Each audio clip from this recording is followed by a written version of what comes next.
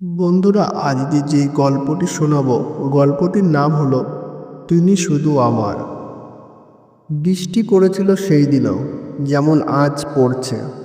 শহরের ভেজা গন্ধটা এখনো একই রকম, কেবল বদলে আছে কিছু মুখ, কিছু সম্পর্ক। তবু একটা জিনিস এখনো রয়ে গেছে, ছোট্ট একটা চাবির রিং, যেটাকে ওরা দুজন মজা করে বলতো এইটা।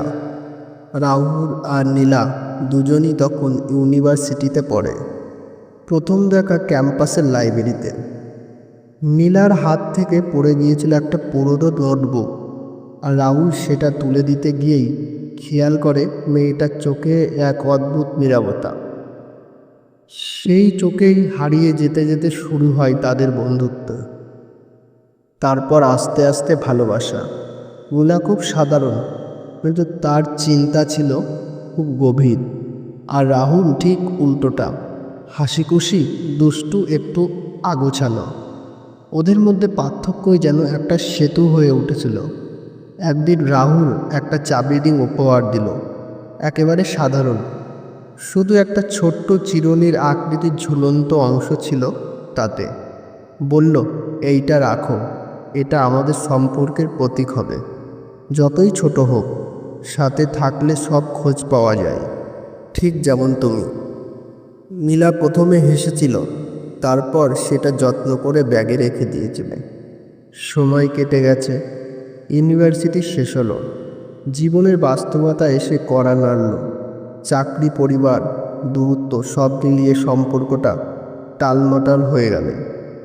একদিন হঠাৎই নীলা বলল, রাহুল, হয়তো আমাদের আর একসাথে থাকা হবে না, কিন্তু এইটা আমি রেখে দিচ্ছি, কারণ তুমি ছিলে সেটার প্রমাণ হিসেবে।